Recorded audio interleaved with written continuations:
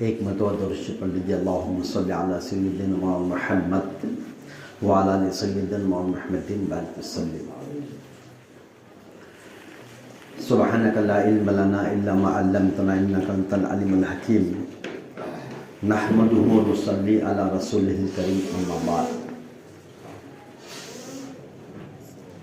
فاعوذ باللہ من الشیطان الرجیم، بسم اللہ الرحمن الرحیم۔ یا ایھا الذین آمنوا ادخلوا فی السلم کافہ، صدق اللہ العظیم۔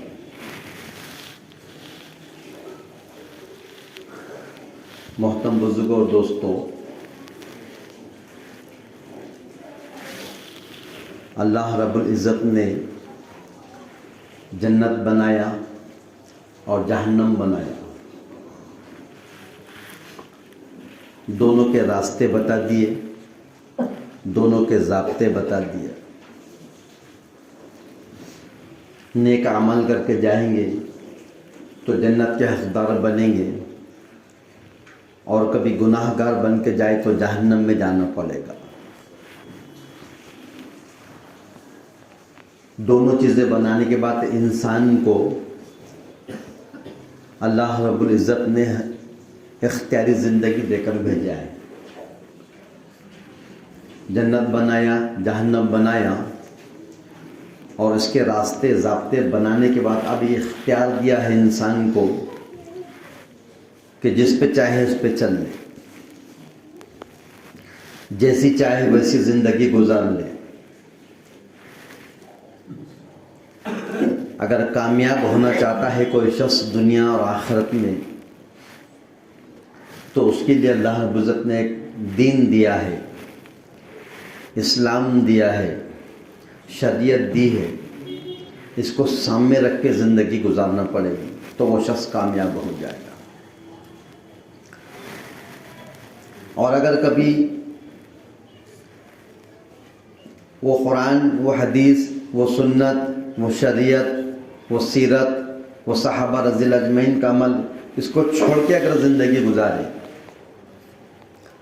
تو ناکامی کا منہ دیکھنا پڑے گا،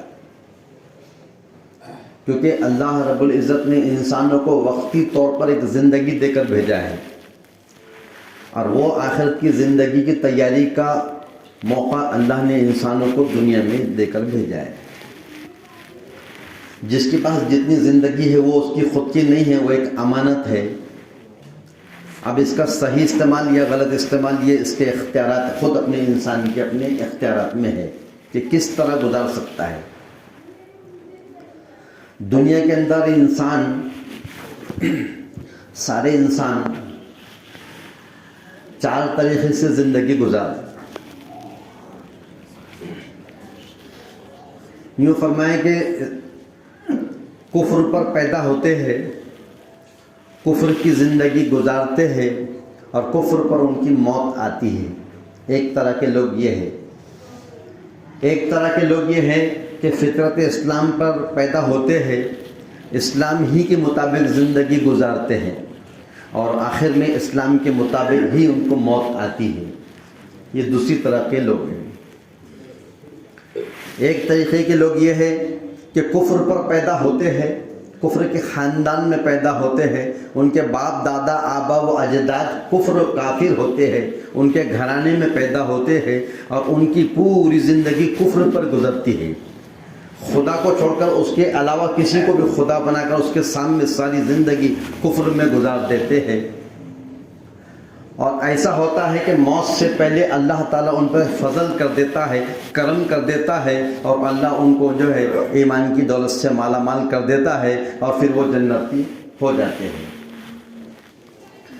یہ خود کافر، اس کے اوپر جتنے لوگ آبا اجداد باپ دادا تھے وہ سب کافر، اور عین موت سے پہلے اللہ نے ایمان کی دولت سے نواز دیا، اور یہ دنیا سے ایمان کے ساتھ چلے جاتے ہیں۔ ایسے کئی لوگ ہماری بستیوں میں، ہمارے اپنے شہر میں اور ساری دنیا میں آپ نے دیکھے ہیں کہ کفر میں تھے، کفر کی زندگی گزارے، اور پھر اس کے بعد عین موت سے پہلے اللہ نے ان کو مشرف اسلام کر دیا، اور پھر وہ جنت میں جانے والوں میں خوش شمار ہو گئے۔ یہ تیسری طرح کے لوگ ہیں۔ اور چوتھی طریقے کے جو لوگ زندگی گزار رہے ہیں وہ سب سے اہم ہے اور سب سے مشکل چیز ہے. وہ یہ ہے کہ فطرت اسلام پر پیدا ہوتے ہیں, مسلمان بن کے زندگی گزارتے ہیں, اور کسی وجہ سے ایسا ہوتا ہے کہ موت سے پہلے اللہ ان کے گناہوں کی نحوست سے ایمان چھین لیتا ہے اور پھر بغیر ایمان کے دنیا سے چلے جاتے ہیں. اس کے لیے تو بہت خوشخبری کی بات ہے جو کفر کی زندگی گزار کر کفر میں پیدا ہو کر پھر اس کی موت سے پہلے اللہ نے اس کو ایمان دے دیا, اس کے سارے گناہ اللہ نے معاف فرما دیا. 3 چیزیں ایسی ہے کہ انسان کے گناہوں کا مکمل خاتمہ کر ڈالتی ہیں. اس کے نام اعمال میں ایک گناہ بھی باقی نہیں رہتا. ایک تو جب جو آدمی کفر سے نکل کر اسلام میں داخل ہوتا ہے اور جیسے ہی وہ اسلام کے کلمے کو قبول کرتا ہے اسی وقت اس کے ساری زندگی بھر کے وہ تمام کفر کے گناہ ایسے معاف ہو جاتے ہیں جیسا اس کے ماں کے پیٹ سے وہ ابھی پیدا ہوا. کفر سے نکل کر اسلام میں آنے کے بعد کفر کے زمانے کے سارے گناہ معاف ہو جاتے ہیں, اس کے نام عمل میں ایک گناہ بھی باقی نہیں رہتا. اور یوں ہے کہ دوسری چیز فرمایا کہ جو مسلمان ہوتا ہے جس پہ حج فرض ہوتا ہے تو زندگی بھر تمام نافرمانی کرتا رہا اور عین موت سے پہلے اللہ نے اس کو جو ہے تو حج کے لیے بلا لیا. جیسے ہی وہ حاجی حج کے لیے جاتا ہے تو یہ فرمایا کہ وہاں جانے سے واپس آنے کے بعد اس کے نام اعمال میں ایک بھی گناہ باقی نہیں رہتا. ایسا اللہ اس کو جو تو گناہوں کو معاف کرتے جیسے ماں کے پیٹ سے ابھی پیدا ہوا. 2 اور تیسری چیز فرمایا ہجرت. ہجرت کہتے ہیں اپنے وطن کو چھوڑ کے دوسرے وطن میں جانا, اور نسبت دین کی ہو, تجارت کی غرض سے نہیں, رشتہ داروں کی غرض سے نہیں, مال کمانے کی غرض سے نہیں ہے, جا وہ عہدے کے لیے نہیں, بلکہ صرف اس غرض سے کہ صرف اللہ کا کلمہ پوری دنیا میں عام ہو جائے اور میری اپنی زندگی میں آ جائے اور سارے انسانوں کے اندر پہنچ جائے. اس کو ہجرت کہتے ہیں. تو ہجرت ان تمام گناہوں کا خاتمہ کر ڈالتی ہے جو ہجرت سے پہلے کرے تھے. کتنے 3. ایک تو کفر سے نکلتے اسلام میں آنے کے بعد سارے گناہ معاف ہو جاتے ہیں, اور ایک حاجی حج کے بعد جب جا کر واپس آتے ہیں تو فرمایا ان کے تمام گناہ معاف ہو جاتے ہیں. اور ایک ہجرت ہوتی ہے کہ وہ اپنی دین کی نسبت پہ جیسے آج جماعتوں کے لوگ پھرتے ہیں اور بھی بہت ساری ان میں دین سیکھنے کے لیے نکلتے ہیں اور بہت سارے طالب علم ہوتے ہیں, تو یہ لوگ جب اپنی ہجرت کرنے کے لیے نکلتے ہیں تو اللہ ان کے نام عمل میں ایک بھی گناہ باقی نہیں رہتا. تو جو 3 طریقے کے جو لوگ زندگی 4 طریقے کے لوگ جو زندگی گزارے تھے تو اس میں اب ہمارا مسئلہ ہے. کافر تو اسلام میں داخل ہو کر وہ اس نے گناہوں سے پاک ہو گیا, اس کے نام عمل میں جو گناہ تھے وہ تو معاف ہو گئے, لیکن مسئلہ میرا اور آپ کا ہے. ہم مسلمان ہیں, ہم سے اوپر ہمارے باپ جو تھے وہ مسلمان ہیں, اور ہمارے جو باپ کے باپ دادا ہیں ہمارے وہ مسلمان ہیں, اس کے اوپر دیکھیں تو مسلمان ہی ملے گے. اور ہم مسلمان ہیں اور ہماری اولاد مسلمان گھرانے میں پیدا ہوئی ہے. اللہ نے ہم کو اسلام والا بنایا, مسلمان بنایا, تو یہ تو ہے. لیکن اب یہ دیکھنا ہے کہ اوپر تک تو اسلام تھا, ہماری اپنی زندگی تو اسلام کے مطابق گزر رہی تھی, لیکن اب خاتمے کی فکر کرے کہ خاتمہ میرا کیسے ہو سکتا ہے, کس وقت ہوگا. جس وقت خاتمہ ہو جائے, میرا دنیا سے جانے کا وقت ہو جائے گا, اس وقت میری زبان پہ اگر کلمہ آ گیا تو الحمدللہ, ورنہ میرا شمار انہی کے اندر ہوگا کہ اسلام کے اندر وہ جو خاندانی مسلمان تھا دنیا میں مسلمان بن کے گزارا, اور جب موت آئی تو پھر کفر کی موت پر چلا گیا. اللہ ہم سب کی حفاظت فرمائے. یہ ایک بہت بڑا سرمایہ ہے آپ کے میرے پاس میں, اس سے بڑی دولت اس دھرتی پر دنیا میں کوئی بھی نہیں, وہ ہے لا الہ الا اللہ. اس کی حفاظت کے لیے اگر جان کی باری آئی تو جان دے دو, ہنستے خوشی سے دے دو, بالکل ایسا دے دو جیسا کوئی نذرانہ پیش کرتے ہیں کسی کے لیے. اگر اس ایمان کی حفاظت کے لیے کس نے جان کا سوال کرا تو جان دے دینے کی چیز ہے, دے دینا چاہیے. اگر کس نے مال کا سوال کیا تو مال پورا قربان کر دو, ساری دنیا کی دھن دولت پراپرٹیز پہ قربان کر دو, سب اس کے حوالے کر دو, لیکن ایمان کی حفاظت ضروری ہے. ایسا نہ ہو کہ زبان سے کسی کی لالچ کی وجہ سے یا کسی کی خوف کی وجہ سے یا اپنی جان یا اپنی اہل عیال کی جان کی وجہ سے کوئی کفر کا جملہ زبان سے ایسا نہ نکل جائے جس کی وجہ سے وہ ادا ہوتے ہی میں اسلام کے باہر نکل جاؤں. اللہ ہم سب کی حفاظت فرمائے. تو جب ایمان کی حفاظت کی بات آتی ہے تو جان اس کی دینے کی چیز ہے دے دی، اور صحابہ نے یہ کرے.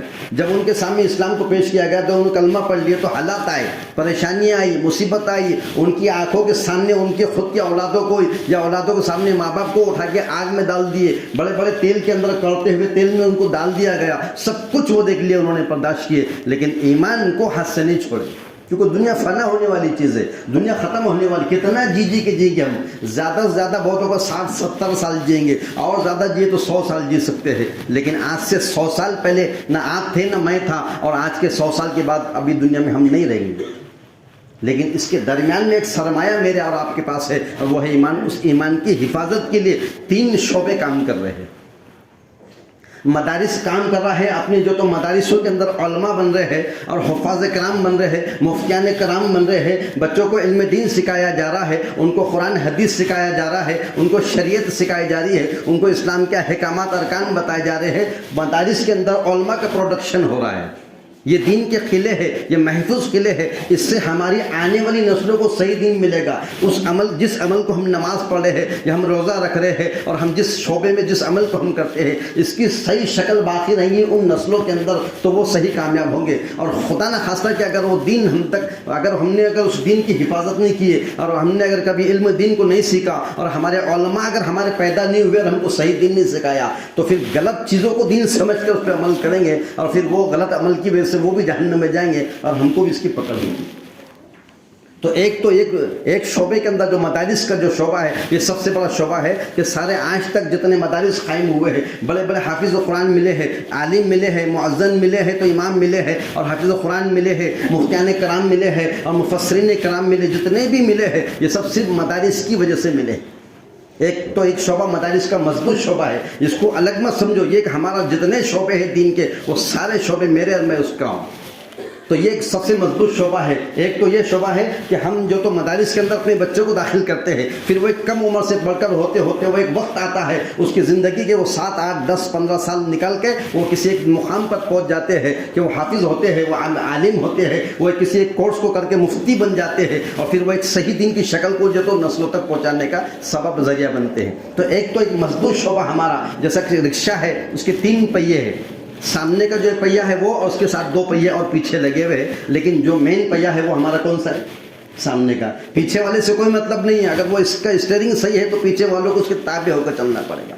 تو جتنا جو اللہ کے رسول صلی اللہ علیہ وسلم کے جو تو شریعت میں جو اللہ نے علم دیا ہے، جو قرآن حدیث کا جو علم دیا ہے، جو ان کی پیشانی کے اندر جمع تھا، جو ان کے سینے میں قرآن اور شریعت محفوظ تھی، اس کی صحیح شکل کو، اس علم کو لے کر چلنے والے یہاں تک اور اس کے بعد قیامت تک لانے والے سے وہ علماء کرام کی ہی جماعت ہے، جو اس سے پہلے بھی تھی اور آج بھی ہے اور قیامت تک رہی انشاءاللہ.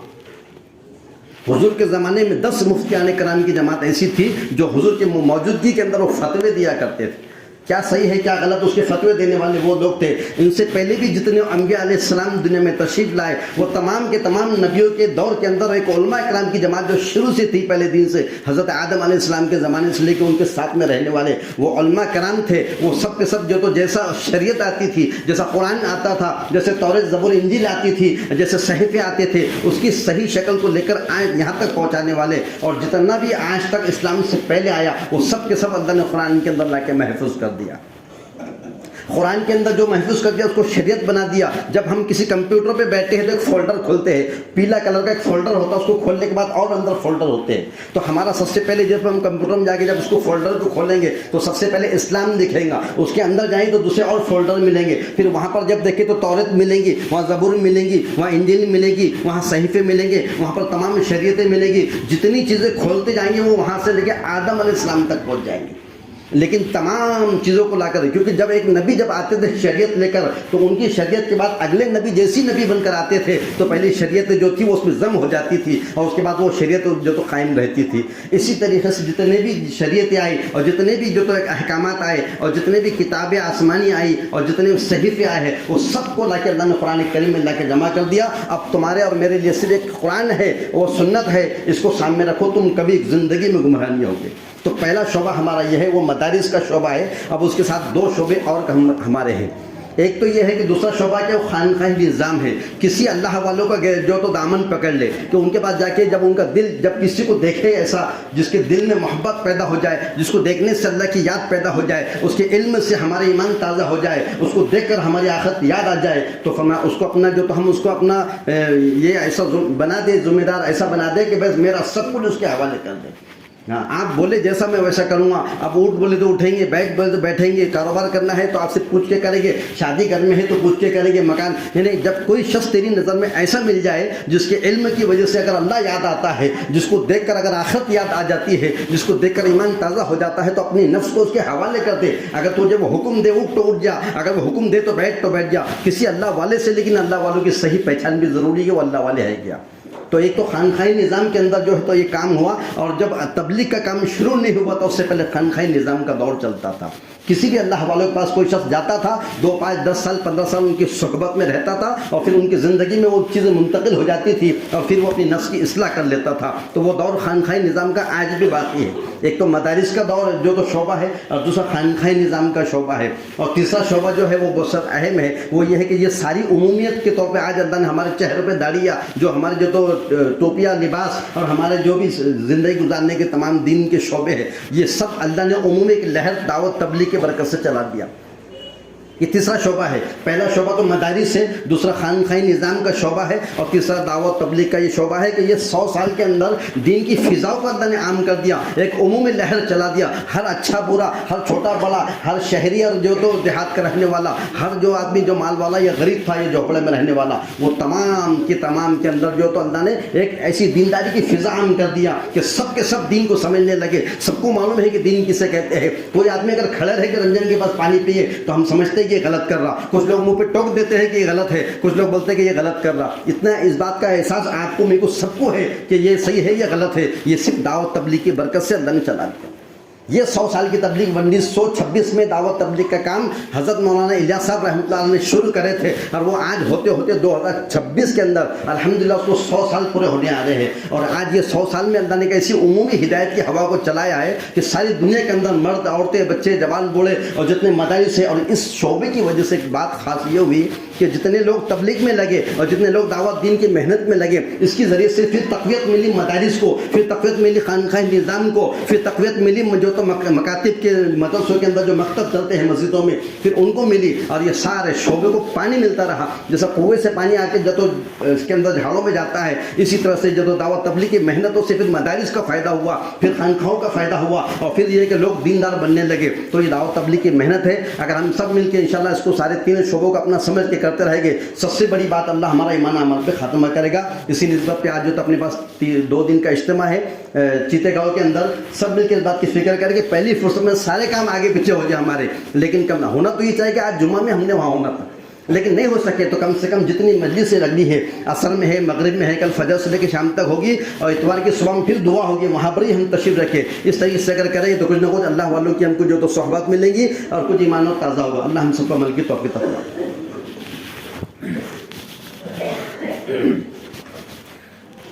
اگر کوئی عذر نہ ہو تو 2 زنوں